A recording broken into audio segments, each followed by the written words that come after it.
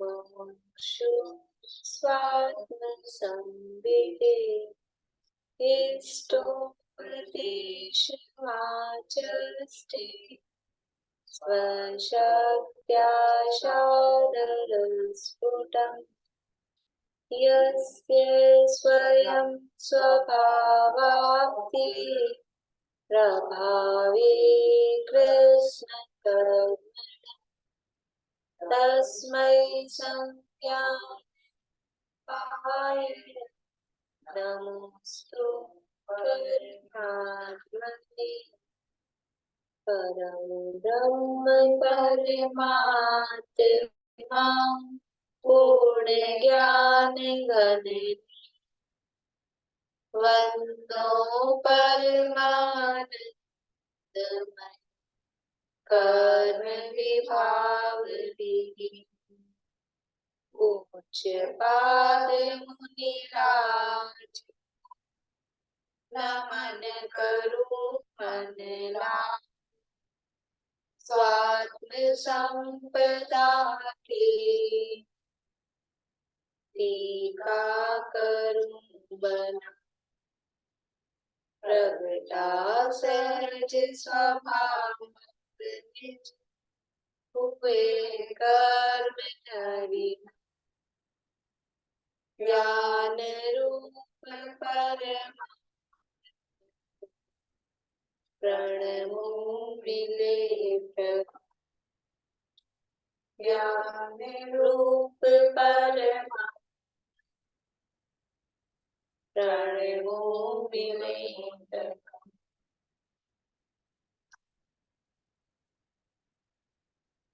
लोग बोलेंगे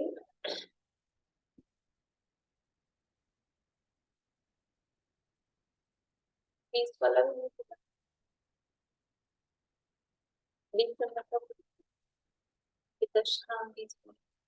21 नंबर का श्लोक बोलिए बताइए।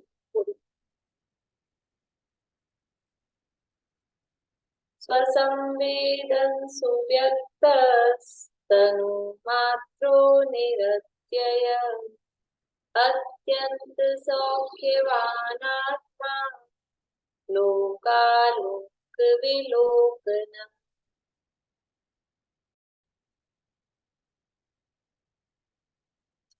स्तुति श्यामा की ग्रंथ है आचार्य पूज्यपाद स्वामी द्वारा रचित और इसके अंतर्गत यहाँ चर्चा चल रही थी जीव को संसार से शरीर से भोगों से विरक्ति उत्पन्न कराने के लिए आचार्य समझ लीजिए कि वो भोगों का क्या स्वरूप है, शरीर का क्या स्वरूप है, संसार का क्या स्वरूप है, ये सब शिष्य के प्रश्न उत्तर के माध्यम से जवाब उन्होंने दिए। ये सारी बात यहाँ गई और शिष्य को थोड़ा धन के प्रति आग्रह था, भोगों की रुचि है और वो भोगों की प्राप्ति धन से होती है तो धन के प्रति आग्रह उसको था। तो जैसे तैसे करके पहले दान देने के बहाने फिर दोबारा से कि आत्मा का उपकार, शरीर के उपकार के लिए, फिर आत्मा के उपकार के लिए, ऐसा धन की प्राप्ति के लिए, धन कमाने के लिए वो कि कहीं से अपने को मिल जाए आशीर्वाद, मतलब क्या बोलेंगे हरी झंडी कि मैं यहाँ थोड़ा बहुत तो धन कमाना ही चाहिए, ऐसा उसके अंदर भावना थी। लेकिन आचार्य कहते कि नहीं, वो धन है वो किसी भी तरह से आत्मा के लिए उपकारक तो नहीं होता, बल्कि शरीर के लिए थोड़ा फिर भी उपकारक हो जाए क्या माध्यम से भोजन सामग्री आदि मतलब प्राप्त करके। तो जो शरीर के लिए उपकारक है वो आत्मा के लिए अपकारक होता है, वो आत्मा का भला करने वाला नहीं होता। तो फिर कहा कि ठीक है, तो फिर धन से तो नहीं होता लेकिन ध्यान से तो शरीर का भी उपकार हो जाता है और आत्मा का भी उपकार हो जाता है। तो हमको शरीर का कुछ तो ध्यान रखना चाहिए। अब धन से शरीर पे आ गया कि शरीर का रोग आदि को दूर करना चाहिए और उसको ध्यान से होता है तो ठीक है, फिर ध्यान कर लेना चाहिए तो आत्मा का भी उपकार हो जाए, शरीर का भी उपकार हो जाए। कुछ भी करके 2 in 1 कार्यक्रम करना चाहता है, एक तीर से 2 निशाने, दो काम हो जाए एक साथ ही, ऐसा वो चाहता है। तो कहा कि नहीं, वो ध्यान है, उस ध्यान किस लिए किया जाता है, ध्यान से क्या प्राप्त होता है कि जिस चीज से रत्न प्राप्त हो रहा है और साथ में कोई खली का टुकड़ा भी अंधा ऐसा बेकार बचा हुआ, यूजलेस, तो वो किसके लिए हम पुरुषार्थ करेंगे, हम काम किसके लिए करेंगे? कि उस खली के टुकड़े के लिए कौन है बेवकूफ जो वो प्रयास करेगा? तो रत्न के लिए प्रयास करेगा। तो ऐसे ही ध्यान के माध्यम से तो अपने आत्म स्वरूप की सिद्धि होती है। तो आत्म स्वरूप की प्राप्ति के लिए ध्यान करना उचित है। शरीर के रोग आदि के निवारण के लिए, शरीर को स्वस्थ रखने के लिए ध्यान करना वो बिल्कुल भी उचित नहीं है। तो फिर कहा कि भाई आत्मा का ध्यान करो, आत्मा के ध्यान के लिए पुरुषार्थ करो। तो जिस आत्मा के ध्यान के लिए आप कह रहे हो, उस आत्मा का स्वरूप क्या है, क्या स्वरूप है आत्मा का? तो वो यहाँ 21 नंबर के श्लोक में आत्मा का स्वरूप बताया है। श्लोक का पाठ हुआ करते हैं, थोड़ा भी बोल लेंगे, इतना शुद्ध नहीं आ रहा है। स्वसंवेदन सुव्यक्त तनुमात्रो निरत्यय, स्वसंवेदन सुव्यक्त तनुमात्रो निरत्यय, अत्यंत सौख्यवान आत्मा लोकालोक विलोकिन, अत्यंत सौख्यवान आत्मा लोकालोक विलोकिन। क्या कह रहे हैं? स्वसंवेदन सुव्यक्त, स्वसंवेदन से जो अच्छी तरह से व्यक्त है। आगे टीका में एक एक विशेषण के माध्यम से, आत्मा के विशेषण बताए हैं, एक एक विशेषण के माध्यम से एक एक मत का खंडन, कि किस मत में आत्मा को कैसा माना जा रहा है, तो उसके निराकरण के लिए, जैसे द्रव्य संग्रह में जो गाथा है, जीवो को बुद्धिकत्ता सदैव परिमाण, वहां पर भी कि कोई जीव को सर्वथा कर्ता मानते हैं, कोई जीव को मूर्तिक मानते हैं, कोई जीव है ऐसा ही नहीं मानते हैं, कोई उसको उपयोग स्वरूप नहीं मानते, ऐसे अलग अलग मत वाले वहां पे फिर दिए हैं। वो 9 अधिकारों में 9 मतों का निराकरण। कोई सदाशिव मत वाले हैं कि जीव तो सदा ही मुक्ति ही है, तो ऐसा कहा कि नहीं, वो मुक्त होता है, सदा मुक्त नहीं, संसार, ये कहा अभी संसार में स्थित है, बाद में मुक्त होगा। तो ऐसे अलग अलग मतों के निराकरण के लिए वहां पर वो विशेषण द्रव्य संग्रह बंद को नहीं मानते, हाँ ऐसा नहीं मानती। तो एक मत ऐसा है, उसका नाम ही सदाशिव, कि हमेशा ही मोक्ष मान रखा है, ऐसा नाम ही उनका सदाशिव है। तो वहां दिए, वहां पे भी टीका में भावार्थ में किस किस विशेषण से कौन से मत का खंडन होता है। अभी अपने लोगों को तो क्या ज्यादा अन्य मतों के, अन्य दर्शनों की नॉलेज भी नहीं है, और करना चाहे तो ज्यादा इंटरेस्ट भी नहीं आता, तो याद भी नहीं रहती है वो बातें। लेकिन इतना तो है कि जो भी, जैसे तत्वार सूत्र में भी जो भी सूत्र दिए ना, अभी दूसरे अध्याय में भी देंगे, हम तो क्या है कि आध्यात्मिक पक्ष से और अपने आगम और अध्यात्मिक पक्ष से पढ़ते हैं, पर अब यहाँ जैसे बच्चों को पढ़ाते हैं ना, तो वहां तो उसी दृष्टिकोण से पढ़ाते हैं कि अभी उपयोगो लक्षणम भी कहा है। तो ये क्यों कहा है? क्योंकि दुनिया में उस समय क्या चल रहा था और अन्य मतों में क्या चल रहा था, उस आधार पे वो एक एक सूत्र भी जो है, पहले अध्याय के भी जो सूत्र है, वो सब इसी अपेक्षा से, इसी आधार पे, कि प्रमाणों की चर्चा अन्य दर्शनों में चलती है, तो वहां कैसे कैसे प्रमाण, उपमान को अलग अलग शब्द ही हमको ऐसे के अर्थ ही नहीं आएंगे, अर्थापत्ति, उपमान, इनको सबको प्रमाण मानते हैं। हाँ, तो वो जो सूत्रों की रचना है वो उस मतलब, क्योंकि हम एक हमने पढ़ा द्रव्य संग्रह में कि 5 प्रकार से अर्थ किया जाता है। कौन से 5 प्रकार से? हाँ, तो एक मतार्थ भी है ना, मतार्थ। तो ये मतार्थ की, इस मत के निराकरण के लिए अर्थ किया जाता है। ये यहाँ जो बात की गई है, ये इस मत के निराकरण के लिए। तो वो मतार्थ भी हर ही समय सार में भी जो गाथाएं लिखी गई है, जो जो विशेषण, मान लो 49वीं गाथा है और भी है, तो किसी न किसी की विपरीत मान्यता वो होती है ना, उसको देख के वो विशेषण वहां डाले जाते हैं। तो यहाँ पे आत्मा का व्यवहार अपन कहते हैं निश्चय से ऐसा है, ये अस्ति से और नास्ति से, कौन से अलग अलग मतों के होंगे, जो भी मत है सबके। अब अपने को ज्यादा डिटेल, अपने को तो मोटा मोटा बताया कि वो बौद्ध है वो क्षणिकवादी है, और सांख्य है वो नित्यवादी है। इतना मोटा मोटा सा बताया, और मतों के ना तो नाम पता है अपने को ज्यादा। हाँ, वो प्रयोजन ऐसा लगता है, नहीं पढ़ाने सिखाने के लिए नहीं। अगर हम शुरू से पढ़े होते ना, देखो व्याकरण का, संस्कृत व्याकरण का ज्ञान भी, और न्याय का, थोड़ा जी ने कहा थोड़ा बहुत न्याय व्याकरण का ज्ञान होना चाहिए, तो उससे शास्त्रों के भाव विशेष खुलते हैं। हमको है नहीं, हमको लगता है कि अब अपने को प्रयोजन भी नहीं है, लेकिन यदि हमको आता होता तो हमको विशेष भाव खुलता है। मूल संस्कृत से पढ़ते हैं ना, मूल संस्कृत से पढ़ना है, और वो उसमें उस नयों का उस मतों का भी यदि हमको थोड़ा बहुत नॉलेज हो और समझ में आए, तो अलग ही विषय। मतलब अब जैसे हम कोई बात आ जाती है कर्णान्यू की, अब हमको नॉलेज नहीं है, पढ़ के निकाल देते हैं मान लो, और अब उसी चीज में अब हमको पता है संख्यात कितना, अनंत कितना, थोड़ी नॉलेज हो गई, तो विशेष भाव भाषण विशेष होता है ना, तो विशेष भाव भाषण होता है तो आनंद भी विशेष आता है, वो समझ में आता है। ऐसे ही अन्य दर्शनों के साथ में भी है।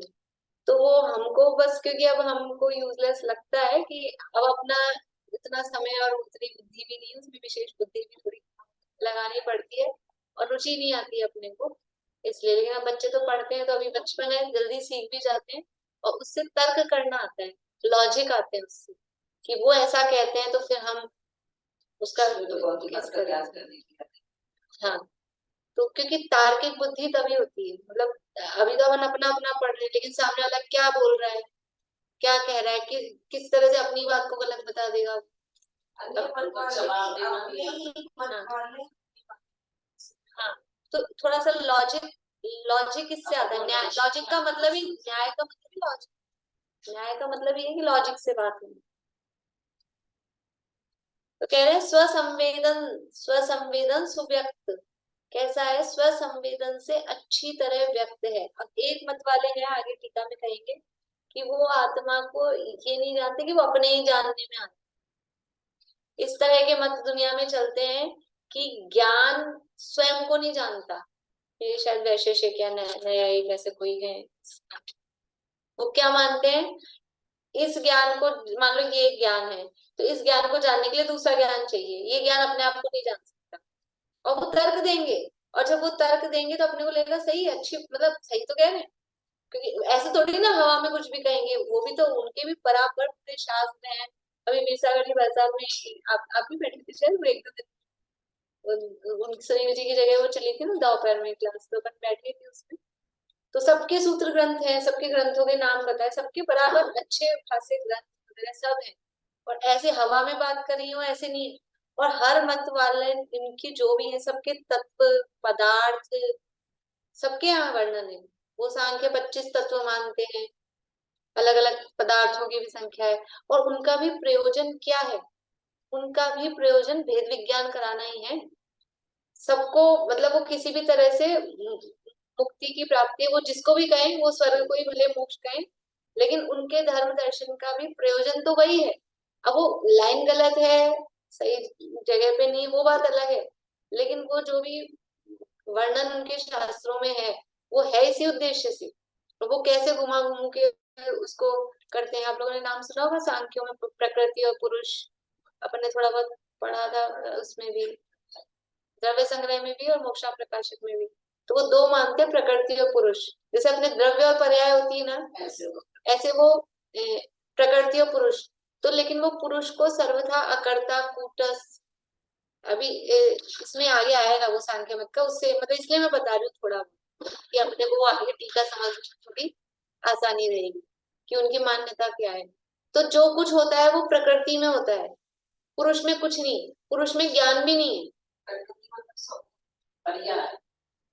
पर्याय तो अपने आए, वो प्रकृति एक, मतलब वो प्रकृति नाम दिया, और उसमें ऐसे तन मात्राएं और फिर बहुत सारे वो है, 25 तत्व मानते हैं कुल मिला के। मतलब जो भी कुछ होना है, जो भी कुछ हो रहा है, सुख दुख ज्ञान वान जो भी, वो सब प्रकृति में होगा, पुरुष में कुछ नहीं होता, ऐसा वो मानते हैं। और वो पुरुष उस प्रकृति के चक्कर में पड़ के, और वो फिर पुरुष भी मतलब ऐसा हो रहा है। लेकिन वो जैसे हम द्रव्य को शुद्ध ऐसा मानते हैं कि द्रव्य में कुछ नहीं हो रहा, इस तरह की, तो वो भी द्रव्य को सेफ रखना चाहते हैं। मतलब इससे समझना क्या है, वो भी चाह तो यही रहे कि द्रव्य में कुछ नहीं हो रहा, लेकिन फिर आगे जाके कहीं ना कहीं वो एक तो वो नहीं है उनके यहाँ स्यादवाद नहीं, सर्वथा है, जो कुछ मान रहे हैं वो सर्वथा ही, वो द्रव्य को, वो पुरुष को बिल्कुल अलग और प्रकृति को बिल्कुल अलग ऐसा मान रहे हैं। हमारे यहाँ द्रव्य शुद्ध तो है, लेकिन वो पर्याय उस द्रव्य की है। सर्वथा ही अलग हो, द्रव्य और पर्याय में कथनचित भेद है, कथनचित अभेद, सर्वथा भेद या सर्वथा अभेद नहीं है। हाँ, उनके यहाँ ये कथनचित स्यात् अपेक्षा ये चीज नहीं है, इसलिए वो गलत है। अब बौद्ध भी, बौद्धों की भी थोड़ी, मतलब बौद्ध और सांख्य थोड़े से फेमस है। बौद्ध क्षणिकवादी है, तो वो भी क्षणिक मानते हैं, लेकिन सर्वथा क्षणिक मान नहीं सकते ना, तो वो फिर वो गलियां निकालते हैं कि जो भी चीज है ये तो बदल गई, पर्याय बदल गई, तो फिर वो उसको संस्कार या वासना, वासना मतलब वो गलत वाला अर्थ नहीं, वासना मतलब संस्कार वाला अर्थ, तो वो उससे उसको कुछ कनेक्ट तो करना पड़ेगा ना भाई, क्योंकि दिख रहा है ना, जो अभी अभी हम एक नित्य बदल रहा है, 1 घंटा यहाँ बैठे, तो 1 घंटा यहाँ बैठे तो हर समय हर मिनट पकड़ लो बदल रहे हैं, तो भी वही तो दिख रहा है, तो वो उसका संस्कार छोड़ जाता है, वो उसमें वासना रहती है वही वाली पिछली वाली, फिर कुछ भी करके मानते हैं, लेकिन फिर द्रव्य को सर्वथा महासर्वथा लगा के अनित्य, और फिर कुछ चीजों में वो कहते हैं चुप रहो। आत्मा का क्या स्वरूप है, बुद्ध से पूछा, आत्मा का क्या स्वरूप है, नित्य है कि अनित्य है, तो वो सर्वथा, क्योंकि उन्होंने अनित्य प्रतिपादित कर रखा है, और फिर नित्यता भी दिखती तो है ही, नित्यता तो दिखती भी है, तो फिर बोलते हैं इस संबंध में मौन, इसलिए उनका नाम आपने ये भी सुना मध्यम मार्ग, बौद्ध का मार्ग है वो मध्यम मार्ग निकाला उन्होंने, क्योंकि वो ऐसी ऐसी बातों में मौन रहो चुप रहो बोलते, ऐसा उनका जवाब है। उनके भी शास्त्र है सब, त्रिपिटक नाम के, और ऐसे शास्त्र सब है। रामायण, जो उत्तर रामायण वाल्मीकि, जो अभी शोक चल रहा है उसमें गलत साबित करते हैं, ये जो हमारा रामायण उसके अंदर ही बाद में ऐड किया। हाँ, तो जो मानस की रामायण है कि वो सही, तो ये यहाँ के जो पंडित है वो उसको लाना नहीं चाहते हैं। ये ऐसा कह रहे हैं कि वो रामायण पे कोई शोध जो की है ना अन्य मतों वाले की रामायण, उस पे भी जो उत्तर रामायण ऐसे चलता है, उस पे कोई वर्क चल रहा है, तो वो गलत सिद्ध कर रहे हैं, ये बात वाली गलत है, कोई साउथ वाली है वो सही है। तो जैसे अपने यहाँ कोई कंट्रोवर्सी होती है, उनके यहाँ भी तो कंट्रोवर्सी होती है ना, ऐसे थोड़ी ना, उनकी भी कंट्रोवर्सी चलती है ना, इसलिए वो तो सब ठीक है।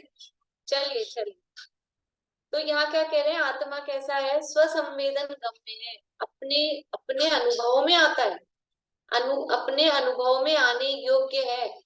क्यों कह रहे हैं ये बात, अपन तो अपने लिए सोचा, अभी अन्य मत वाली बात तो बाद में करेंगे, टीका में आएगी जब, और करेंगे थोड़ी बहुत, ज्यादा नहीं, ज्यादा तो मुझे भी नहीं आता और आप लोगों को भी मजा नहीं आएगा तो ज्यादा तो नहीं करेंगे, लेकिन जो भी आएगा, तो अपने लिए क्या प्रयोजन होता है कि हमको भी ऐसा लगता है ना कि ऐसे आत्मा का अनुभव हो सकता है कि भी नहीं, आत्मा के अनुभव के लिए आप बोल रहे हो, लेकिन हमको तो लगता नहीं है, जैसे हमको अभी कठिन लगता है ना कि ज्ञान, रसगुल्ले का ज्ञान हुआ, उस ज्ञान का ज्ञान करो, कैसे करें, या ये मैं हूँ, ये मैं अंदर से जो मैं आ रहा है, तो वो मैं कौन हूँ, तो यही तो सब दिखता है, हमको मीठे की अनुभूति होती है, हमको स्पर्श गंध वर्ण की, हल्का भारी रूखा चिकना, इनकी अनुभूति होती है, लेकिन ज्ञान की अनुभूति कैसे हो, ये ज्ञान अनुभव में आ सकता है क्या, ये विश्वास नहीं,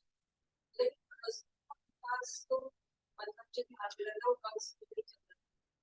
जो मीठा अपन ने महसूस किया, मीठे का ज्ञान किया, वो ज्यादा सुंदर, वो ज्ञान अभी भी है ना, रसगुल्ला एक बार खाया, वो मिठास जीभ पे तो जितनी सी देर है उतनी सी देर रहेगी, उधर 2-4 सेकंड ही रहती है, अंदर अंदर जाने के बाद तो मिठास रहेगी, लेकिन ये रसगुल्ले का मीठा वो अभी भी ज्ञान में है कि नहीं, वो ज्ञान, तो ये इस चीज को थोड़ा सा मतलब यहाँ हम फोकस करें, तो उसमें भेद विज्ञान होके अलग ज्ञान समझ में आने की मतलब वो चांसेस रहेंगे, वो आ पाएगा, पकड़ में आ पाएगा इस तरह से। चाहे दर्द हो रहा हो तो ये दर्द, अब इसका जानने वाला जो भी है सब विषय ही है ना उसके, उस हिसाब से।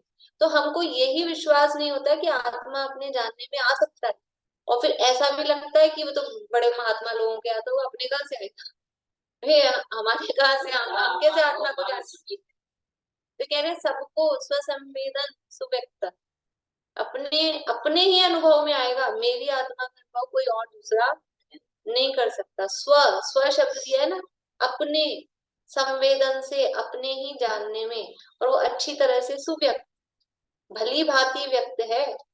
ऐसा नहीं है कि कुछ उसमें वो, ये जानने में आ रहा है ना।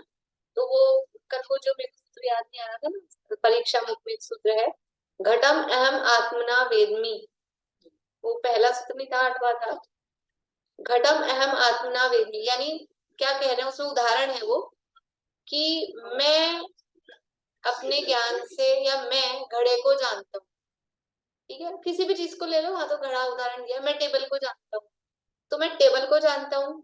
तो ये जो मैं अपने को, मैं आया ना पहले, मैं को भी तो जान रहा हूँ कि नहीं जान रहा हूँ, प्रत्येक इसके पहले वाले भी, मतलब वो ज्ञान है वो स्वसंवेदी है, ज्ञान स्वसंवेदी है। उसके लिए 3 सूत्र यहाँ पे दिए परीक्षा मुख में।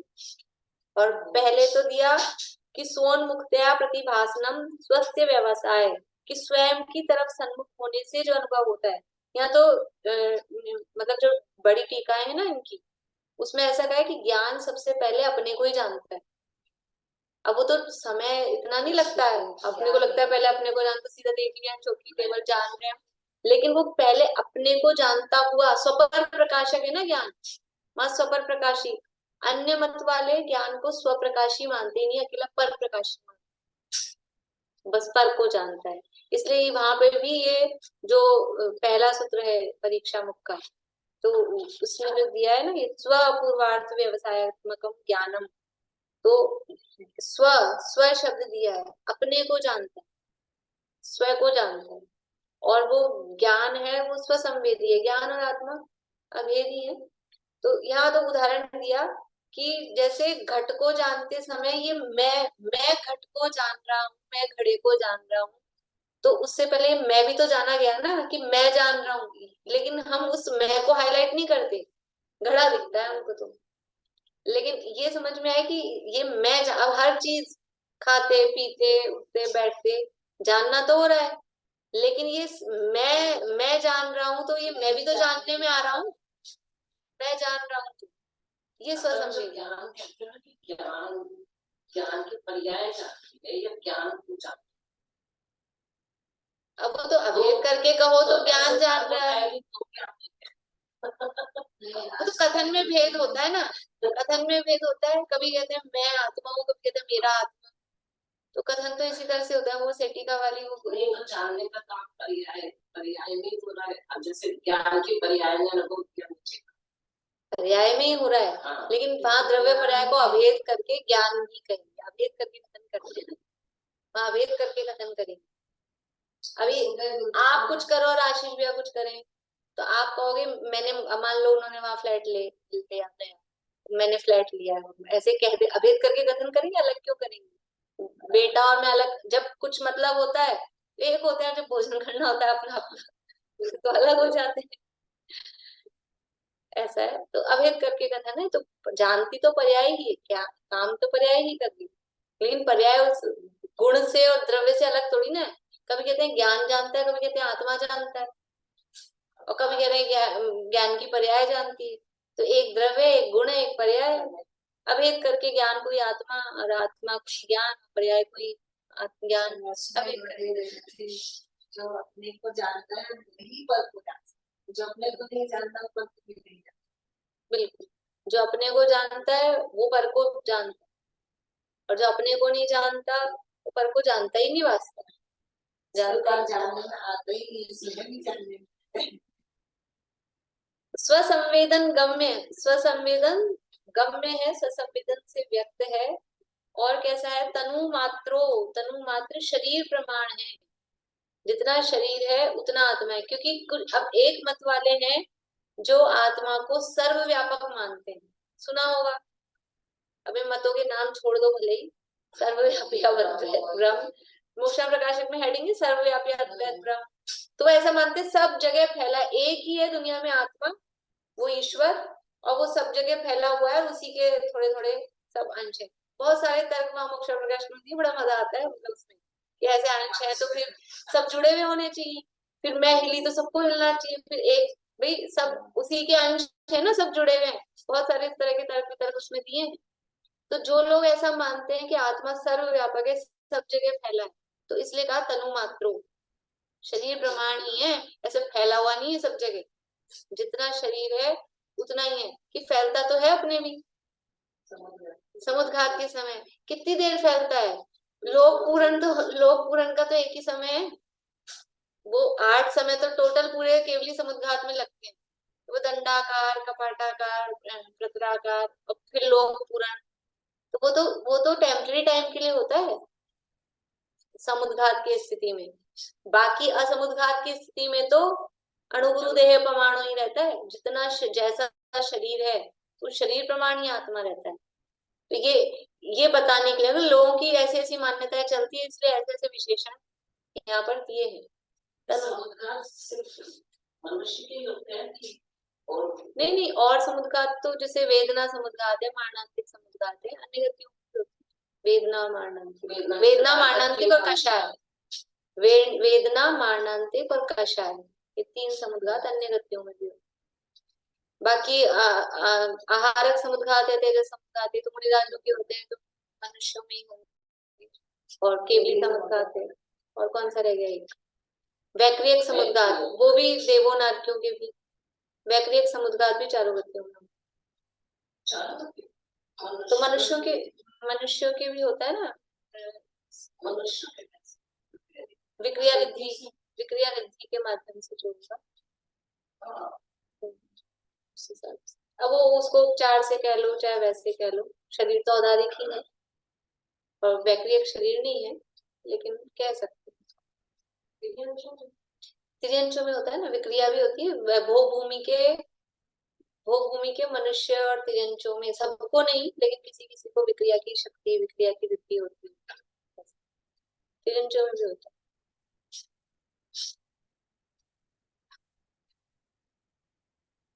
देखिए तो तनु मात्रो निरत्यय, निरत्यय यानी अविनाशी है, जिसका कभी नाश नहीं होने वाला। तो कुछ मत वाले ऐसे हैं कि बस यहाँ अभी जो है उतना आत्मा, अभी जो जीवन है वो है, खत्म हो गया तो खत्म, खलास। इस अगला भाव जो नहीं मानते चार आत्मक वाले, तो वो इतना ही कि आत्मा मर गया तो खत्म हो गया, बस काम खत्म। ये जितना अभी भाव चल रहा है वो है, और उसके बाद नाश हो जाएगा। इसलिए खाओ पियो मजे करो ऐश करो, भेड़ लेके घी पियो, क्योंकि भस्मीभूत से देहस्य नष्ट हो जाएगा तो दोबारा कुछ बचना है नहीं। तो ऐसे मत वालों का, ऐसी जिनकी मत यानी जिनकी मान्यता बुद्धि ऐसी है, उसका निराकरण करने के लिए कहा निरत्य है, अविनाशी है, खत्म नहीं होता है, रहेगा रहेगा, फिर से होगा। तुम सोचो कि खत्म, काम खत्म, कितना भी कर्जा ले लो और कुछ भी कर लो, तो ऐसा नहीं। ये निरत्य है शब्द दिया। अत्यंत सौख्यवान आत्मा, अत्यंत सौख्यवान, अत्यंत सौख से, वान मतलब उससे भरा हुआ, से संपन्न, जैसे धनवान, धन संपन्न, वैसे सुखवान, सुख संपन्न। और कैसा सुख, अत्यंत, ऐसा नहीं ठीक है, थोड़ा बहुत सुख भी है, थोड़ा बहुत दुख भी है कहीं का, ऐसा अत्यंत सुख संपन्न जो है। तो कुछ लोगों की मान्यता ऐसी है कि आत्मा सुखी होता ही नहीं, सुख गुण ही नहीं मानते, ऐसी मान्यता वाले भी हैं। इसलिए ये दिया विशेषण, अत्यंत सौख्यवान आत्मा, लोकालोक विलोकिन है, लोकालोक को जानने देखने वाला है। तो किसी की मान्यता ऐसी भी है कि आत्मा ज्ञाता दृष्टा नहीं है, जानता देखता नहीं, ज्ञान गुण ही नहीं मानते, गुण अलग ही, गुण ही नहीं मानते। ऐसी मान्यता है चेतन गुण तो मानते हैं लेकिन ज्ञान गुण नहीं मानते। अभी चेतन में और ज्ञान में अंतर करते हैं, ऐसी ऐसी मान्यताएं हैं अन्य दर्शनों में। तो यहाँ पर कहा लोकालोक, लोक है ना, लोकालोक का वो प्रकाशक है।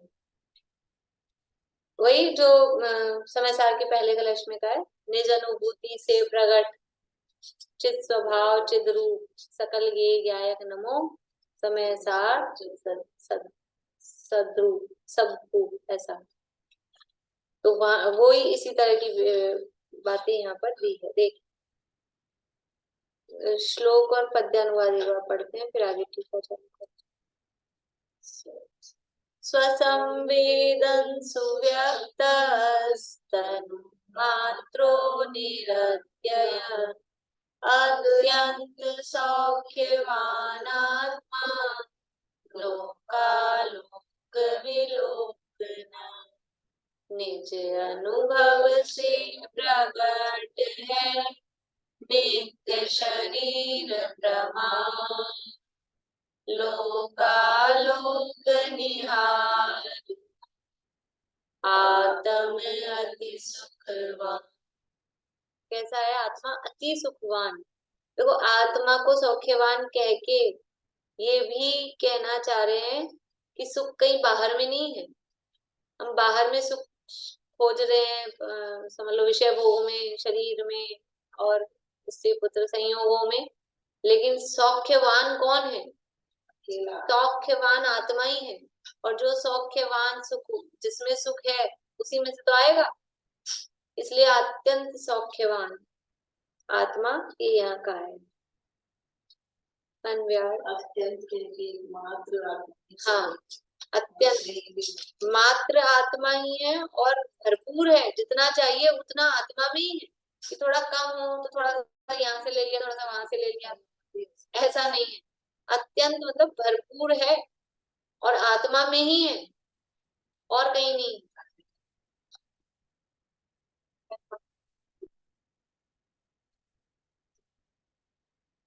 आत्मा लोक और आलोक का ज्ञाता दृष्टा, अत्यंत सुख स्वभाव वाला, शरीर प्रमाण, अविनाशी, नित्य और स्वसंवेदन द्वारा अच्छी तरह व्यक्त प्रकट है, अर्थात स्वसंवेदन प्रत्यक्ष है। पेज नंबर कौन सा चल रहा था? 51, 51 नंबर पेज है। टीका देखिए। है कौन? वह आत्मा। कौन? तो आत्मा। कैसा आत्मा? लोक और आलोक का ज्ञाता दृष्टा, अर्थात जीवादि द्रव्यों से व्याप्त आकाश सो लोक और उससे अन्य आकाश सो आलोक। यानी आत्मा ज्ञाता दृष्टा है। किसका ज्ञाता दृष्टा है? लोक और आलोक। तो लोक और आलोक का स्वरूप बता रहे हैं कि जो 6 द्रव्यों से व्याप्त आकाश है वो कहलाता है लोक। 6 द्रव्य जहाँ पाए जाते हैं, आकाश का वह क्षेत्र जहाँ पर 6 द्रव्य पाए जा रहे हैं, शेष 5 द्रव्य पाए जा रहे हैं, तो उससे व्याप्त है पूरा लोकाकाश। अभी कल ही तो चली थी शायद कि पूरा लोकाकाश वो 6 द्रव्यों से व्याप्त है। पूरा लोकाकाश कैसे व्याप्त है? 6 द्रव्यों से। कैसे है? तिल में तेल नहीं, वो द्रव्य किस व्याप्त, वो एक एक द्रव्य बताइए कि किस प्रकार से व्याप्त है पूरे लोक में। 6 द्रव्य है ना, तो 6 द्रव्य व्याप्त हैं। कैसे व्याप्त है? आकाश में लोकाकाश है तो आकाश तो है ही, आकाश लोकाकाश बराबर। धर्म अधर्म द्रव्य लोकाकाश प्रमाण है, पूरे लोक में व्याप्त है। कालाणु एक एक प्रदेश पर एक एक कालाणु स्थित है, तो वो भी पूरे लोक में फैले हुए।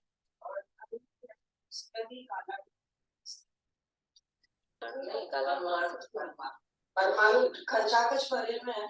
हाँ ये तर्क दीजिए, कालाणु स्थित है वो भी। हाँ जो पुद्गल के परमाणु है, पुद्गल द्रव्य, वो पूरे लोकाकाश में, वो भी एक भी स्थान ऐसा नहीं है जहाँ पुद्गल द्रव्य नहीं हो, सब जगह पुद्गल है। अब जीव कहाँ है पूरे लोक में?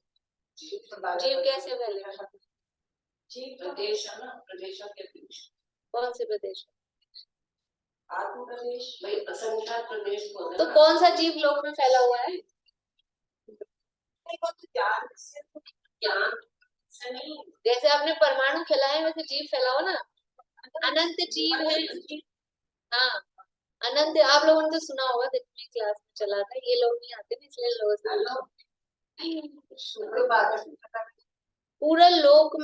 पूरे लोक में एक भी स्थान ऐसा नहीं है जहाँ पर जीव ना हो। सूक्ष्म जीव पूरे लोकाकाश में फैले हुए हैं, और जीव फैले हुए हैं तो बिना शरीर का है क्या संसारी जीव कोई? तो शरीर सहित है, तेजस, कार्बन और औदारिक 3 शरीर सहित है, तो भूतगल भी है, इसलिए छहो द्रव्य पूरे लोक में व्याप्त है। छहो द्रव्य क्या जीव का सूक्ष्म जीव सब जगह है ना, पूरे लोक में फैले हुए। एक भी लोक का एक प्रदेश भी खाली नहीं है जहाँ सूक्ष्म जीव ना हो। पूरा स्थावर लोक, त्रसनाली में तो त्रस स्थावर दोनों है ही, पूरा स्थावर लोक में हर जगह जीव है। यहाँ ये जो खाली जगह अपने को लग रहा है कि यहाँ जीव नहीं है, सूक्ष्म जीव हर जगह भरे हुए हैं, हर जगह ठसाठस। और वो जीव है तो संसारी जीव है, एक इंद्रिय है, तो बिना शरीर के है क्या? शरीर है। कौन कौन से शरीर है? औदारिक, तेजस और कार्बन। और औदारिक शरीर में जितने परमाणु हैं उससे अनंत गुणे परमाणु तेजस में, और तेजस में जितने परमाणु उससे अनंत गुणे परमाणु कार्बन में। अनंत गुणे परे सूत्र है दूसरे अध्याय। तो इतना इतना पुद्गल है एक एक जीव के साथ। हर प्रदेश पे जीव ठसाठस है, और हर प्रदेश में एक एक परमाणु नहीं है, अनंत अनंत परमाणु एक एक प्रदेश पर है। तो पूरा लोक छहों द्रव्यों से व्याप्त है, भरा हुआ है। हाँ, कालाणु, और फिर वो कालाणु वहाँ प्रदेश में परमाणु ऐसा भी, मतलब अपन सोच रहे हैं ना, ऐसा नहीं। हाँ, तो कहते हैं जहाँ प्रदेश में शरीर के, अभी हर जगह पे छह द्रव्य हैं, यहाँ बैठे हैं तो छह द्रव्य है ही नहीं यहाँ पे, पूरे लोक में सब जगह। कोई भी जगह, ये अलमारी के अंदर कोई भी जीव नहीं है, अभी तो दिवाली की सफाइयां होंगी कि सब जगह जीव है, सब जगह जीव है। कोई दीवार के बीच में, ईंट के बीच में, सूक्ष्म जीव सब जगह भरे हुए। हाँ, बाधा नहीं प्राप्त होते। तो जो लोग किसे कहते हैं कि जीवादि द्रव्यों से व्याप्त आकाश, जहाँ जीवादि द्रव्य व्याप्त है, बाकी के 6 द्रव्य, 5 द्रव्य जहाँ व्याप्त हैं वो लोग, और उससे अन्य आकाश यानी जहाँ पर शेष द्रव्य नहीं है, ऐसा वो आकाश, सो अलोक। इन दोनों से विशेष रूप से अर्थात अशेष रूप से कुछ भी शेष रखे बिना परिपूर्ण रूप से जो अवलोकता है, देखता है, जानता है, वह मतलब आत्मा का पहला विशेषण यहाँ टीका में पहला ले रहे हैं, लोकालोक विलोकिन है, लोकालोक का ज्ञाता दृष्टा। तो लोक का स्वरूप बताया कि जीवादि द्रव्यों से व्याप्त है, अलोक है वो जीवादि से रहित, केवल अकेला आकाश जो है वो अलोक है। और इन दोनों से यानी लोक और आलोक से विशेष रूप से, इन दोनों से को होना चाहिए वैसे, विशेष रूप से अर्थात उन एक एक द्रव्य को, उसके गुणों को, उसकी पर्यायों को, ये विशेष रूप से। विशेष का मतलब क्या है? जो जो 6 द्रव्य व्याप्त हैं, लेकिन प्रत्येक द्रव्य को, और वो प्रत्येक द्रव्य भी जाति अपेक्षा से 6 है, संख्या अपेक्षा प्रत्येक द्रव्य को और उसके एक एक गुण को और एक एक गुण की एक एक पर्याय को, ऐसा विशेष रूप से अर्थात अशेष रूप से। अशेष का मतलब है अशेष, कुछ भी शेष नहीं रहा, मतलब संपूर्ण। अशेष का मतलब होता है संपूर्ण, जिसका कुछ भी शेष नहीं रहा। तो विशेष रूप से और संपूर्ण रूप से, विशेष रूप से का भी अर्थ संपूर्ण रूप से ही कर रहे हैं, कुछ भी शेष रखे बिना परिपूर्ण रूप से जो अवलोकता है मतलब देखता और जानता है, वह वो आत्मा। ये एक बात हुई है। अब उसके आगे वाली बात, अब वो अन्य मतों की बात चालू हो गई, तो आगे वाली बात अपन अब दिवाली के बाद करेंगे, इसलिए आज थोड़ा सा आपको कह दिया, बता दिया। अब दिवाली के बाद अपन 14 से चालू करें, 13 की दिवाली, 15 से 15। भाई दूज की होती है अपनी कब की? 15 की क्या, तो फिर 16 से भाई दूज। बोली बात में भाभी इसमें बोला है शरीर प्रमाण आत्मा, पर सिद्धों के तो शरीर नहीं होता। सिद्धों के शरीर नहीं होता, लेकिन फिर भी देखो, एक तो बात अभी संसार अवस्था की चल रही है, पहली बात। और अगर सिद्धों की भी करें तो सिद्धों का भी जो आकार है वो किंचित न्यून पुरुषाकार जो शरीर रहा, अंतिम शरीर से जो कुछ न्यून राजे, तो वही है ना उनकी भी आत्मा का प्रमाण। लोक में फैला हुआ तो सिद्ध होगा भी नहीं है। और वहां द्रव्य संग्रह में जो 14वीं गाथा है उसमें वहां प्रश्न उठाया, क्या प्रश्न उठाया कि अब तो सिद्ध पूरे शुद्ध हो गए, आत्मा एक्चुअल में कितना है, जीव असंख्यात प्रदेशी है, तो अभी सिद्ध मुक्त हो गए, सारे कर्मों से रहित हो गए, तो अब आत्मा को, जीव को मुक्त होने पर पूरे असंख्यात प्रदेशों में फैल जाना चाहिए। ये वहां प्रश्न उठाया द्रव्य संग्रह में 14वीं गाथा में। ख्याल आ रहा है किसी को? आंटी आंसर कर ली, खोल के देखना वापस से 14वीं गाथा। तो फिर वहां प्रश्न उठाया कि फैल के रहना चाहिए। फिर ये किंचित न्यून पुरुषाकार, क्योंकि उसमें है ना चरम देह दो, किंचुणा चरम देह दो सिद्धा, तो किंचुणा क्यों कह रहे हो, चरम देह दो, किंचित न्यून क्यों कह रहे हो? तो कहा कि ये इतने टाइम से शरीर में रह रहा है ना, इतने टाइम से शरीर में रह रहा है, तो उदाहरण दिया कि जैसे समझ लो ये रुमाल है मेरा, अभी एक तो छोटा है इसलिए, अब इसको मैं मुट्ठी बंद करके रख लूं 5 मिनट तक ऐसे पकड़ के, तो क्या होगा, ये ऐसे रहेगा, दिख रहा है, ये इतना बड़ा रुमाल है तो इसको ऐसे ही रहना चाहिए ना, फैल के रहना चाहिए, फैल के नहीं रहेगा, क्योंकि मैंने अभी तो 5 मिनट भी नहीं, 5 सेकंड ही पकड़ा है, 5 सेकंड पकड़ा है, तो ये ऐसा सिकुड़ का ही रहा।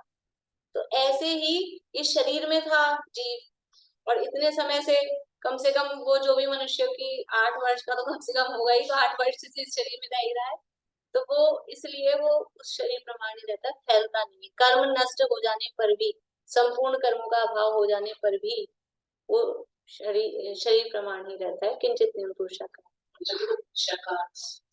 हाँ बोलिए पत्नी। ये ना योग निरोध करते तो उसमें भगवान सांस लेते कि नहीं लेते, मेरे को जो कंफ्यूजन हो रहा है। योग निरोध हो जाता है ना, श्वासोच्छ्वास का भी निरोध, क्योंकि श्वासोच्छ्वास होगा तो फिर वो हाँ आत्मा बस यही तो, कंपन होगा, योग है, योग खत्म हो गया तो सांसों भी खत्म ही हो जाएगी ना। तो 13वें गुणस्थान के अंत में वो वहां पे फिर श्वासोच्छ्वास का निरोध हो जाता है। तो वो तो अंतिम दो गुणस्थान में तीन, तो है ही नहीं। तो ये टाइम तो 2-3 दिन का होता है, तो इसमें सांस लेकर रह दो तीन सकते दिन हैं। वाला योग निरोध नहीं, 2-3 दिन नहीं, वो तो 1-1 महीने पहले भी होता है उसका, वो तो स्थूल योगों का निरोध है, वो तो केवल विहार का निरोध, वाणी रुकती है और विहार रुकता है। वो जो योग निरोध कह रहे हैं ना, वो तो स्थूल है, वो तो शरीर का एक जगह स्थिर हो गए शरीर से, अब विहार नहीं होगा, और जो दिव्य ध्वनि फिर रही थी, उपदेश हो रहा था, वो बंद हो गया, उसको योग निरोध कहते हैं। वो स्थूल है। पर वैसे अच्छा, योग निरोध जो होता है अयोगी 14वां गुणस्थान, वो तो वो तो थोड़े से टाइम के लिए होता है, वो वो है तो ना कंफ्यूज। असली असली योग निरोध योग से रहित तो वही होने चाहिए। ये तो अच्छा, स्कूल का धन है, योग निरोध जो मतलब कहते बिहार रुक जाता है और है ना, ये दिवदुनी रुक जाती है, उसको हैं। हाँ, योग निरोध तो कहते वो हैं। महावीर भगवान का 14 के दिन योग निरोध हुआ, तो योग निरोध हुआ मतलब दिव्य ध्वनि रुक गई, दिव्य ध्वनि बंद हो गई, और अब विहार भी बंद। किन्हीं किन्हीं तीर्थंकरों का आप पढ़ेंगे 1-1 महीने पहले योग निरोध हो गया ऐसा। हाँ, तो सबका अलग अलग है, तो एक दिन पहले 1 महीने पहले हो गया, तो 1 महीने तक कुछ और स्थान में वही तो मेरे को समझ में नहीं आया। ऐसा, वो स्थूल का। अच्छा, बोलिए सुनीता आंटी। दूसरों की अपेक्षा नहीं, वो स्थूल मतलब विहार और वाणी, वो स्थूल। हाँ, मैं ये बोल रही थी जैसे भगवान 5,000 धनुष ऊपर होते हैं और तब इनका मोक्ष होता है, तो इनके चरण नीचे पहाड़ पे बनाते हैं, कैसे करते हैं? हवा में कहाँ चरण बनाएंगे, सांस में कट जाएगा, तो चरण तो नीचे ही बनाने पड़ेंगे, चरण तो नीचे ही बनाने पड़ेंगे, उसकी सीध में जो जगह है। हाँ हाँ, पहाड़ पे तो, हवा में तो कहाँ बनाएंगे, 5,000 ऊपर जाके जगह, और बना भी देंगे तो जाएगा कौन दर्शन करने।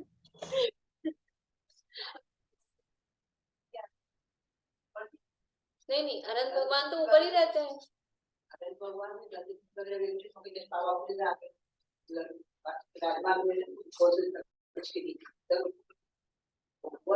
केवल ज्ञान की प्राप्ति होती वृक्ष के नीचे, मोक्ष की प्राप्ति थोड़ी ना वृक्ष के नीचे।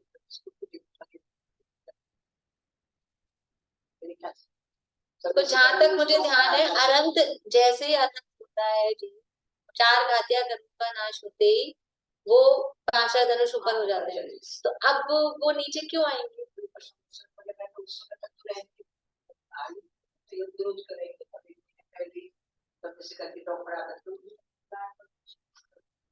देख लेंगे। वे आंटी ऐसा कह रहे हैं कि वो जब यो मतलब ये समोषण बिगड़ जाता है तो वो नीचे आ जाते हैं पृथ्वी पर। तो देख लेंगे, मुझे तो ऐसा ख्याल नहीं है, पर ममता अभी आप भी देख लेना, कोई पुराण पुराण में ऐसा हो तो बोलिए। वो समोषण का विघटन होता है उसके बाद नहीं, कैलाश पर्वत पर जैसे आदिनाथ आए तो उसको छोड़ के ही तो आएंगे, तभी तो वो पारसनाथ शिखर जी पर। नहीं तो वो भाई उसके ऊपर से गए हैं ना, इसलिए वो शिखर जी से गए या ऐसा? नहीं, उस पर्वत पर आते हैं, उस जगह पर योग निरोध उस जगह पे ही होता है उनका। नीचे आ जाते हैं पांचवा से।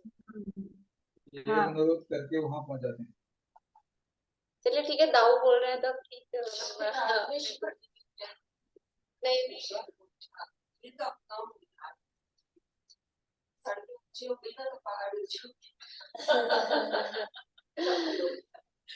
चलो और देख लेंगे। अभी तो दाऊ कह रहे हैं, तो दाऊ प्रामाणिक है कि वही जो आंटी बता रही हैं कि वो जब योग निरोध होता है तो नीचे पर्वत पे आ जाओ। नीचे मतलब यहाँ धरती पर पर्वत जैसे कैलाश पर्वत से मोक्ष मार्ग या सप्रेम शिखर तो वहां आ जाते हैं। पर वो उस समय तो पर्वत भी बहुत योग हाँ बोलिए दाऊ। हाँ, वही योग निरोध करते हैं जब समूषण बिगड़ जाता है और वहां वो किसी पर्टिकुलर प्लेस पे चले जाते हैं जहां वो पूरी आयु समय रहते हैं। जैसे आदिनाथ भगवान कैलाश पर्वत पे गए, पार्श्वनाथ भगवान सम्मेद शिखर पे गए, नेमिनाथ भगवान गिरनार पे रहे। इस प्रकार से वो व्यवस्था उनकी आगम में पढ़ने में आई है। महावीर खास पर प्रतिमा में। जैसे ये कह रहे हैं महावीर भगवान को पावापुरी से हुआ तो वो नीचे फिर बिल्कुल धरती पे आ गए ना, वहां तो पर्वत ही नहीं। हाँ, तो कोई हार्ड एंड फास्ट रूल नहीं है कि वो किसी पर्वत पे जाए। सुदर्शन भगवान तो पटना से गए, हाँ तो इसलिए कोई वो हार्ड एंड फास्ट नहीं है। लेकिन 99 विशेष बड़े मतलब शिखरों नीचे पे जाकर के हाँ जहाँ से मोक्ष जाना है वो नहीं आ जाएंगे। ठीक हाँ, विशेष तो वो है। ये तो पंचम काल का प्रभाव है कि तीर्थंकर परमात्मा भी हाँ सब तालाब में से मोक्ष हाँ तालाब उस मतलब समय वहां शिखर जी नहीं से होगा। जाते हैं, शिखर जी से ही जाते हैं। ये जो हम जल मंदिर की कल्पना में इस प्रश्न को लजा देते हैं, वास्तव में उस समय वहां जल मंदिर नाम ही था। जैसे हमारे जबलपुर में ऐसे 20 प्लेस हैं जिनके नाम तालाब, वहां तालाब नाम की कोई चीजें नहीं है। वहां तो एक बड़ा सा मॉल बन गया है, बाजार बसा हुआ है, बस्ती बस गई है, लेकिन जानते भी वही है कि उस तालाब का नाम बताते हैं। तो आपकी आवाज बहुत कट रही है, नेटवर्क वीक है। बोलिए बबीता जी।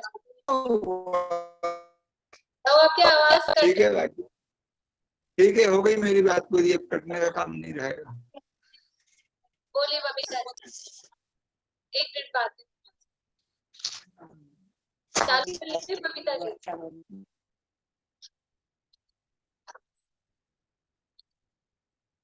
आप चालू करिए ना। हाँ वो वैसे ही मैंने को गाथा सुनानी थी इसलिए याद आया था। सब गाथा एक से गाथा। अब अभी तो समय बहुत हो गया, फिर सुनते हैं बाद। ठीक है, बाद में सुना देंगे। वही मैंने इसलिए याद उठाया था। वो नया चीज सुनने को मिला कि भगवान कहाँ से मोक्ष गए, वो ऊपर से नीचे आए, वही हाँ चर्चा अच्छी लग रही थी वो। उसको कहीं पर खोजेंगे तो मिल ही जाएगा। हाँ चलिए, ठीक। ठीक जिनवाणी से बोल रहे हैं।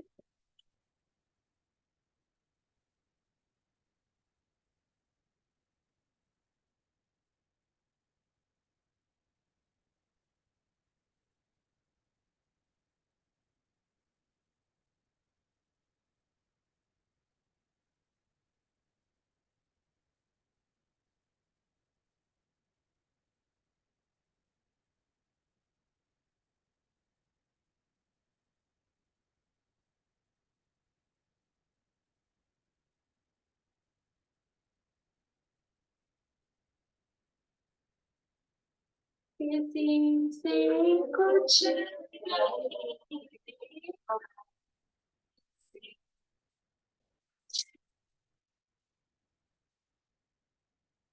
परम निर्दोष समता ज्ञान जीवन हमारा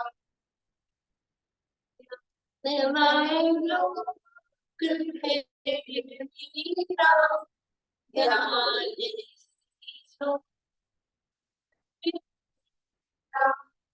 परम निर्दोष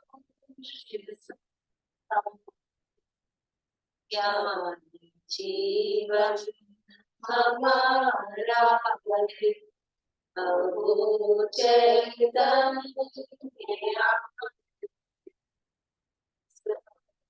जीवन हमारा अनादि अनंत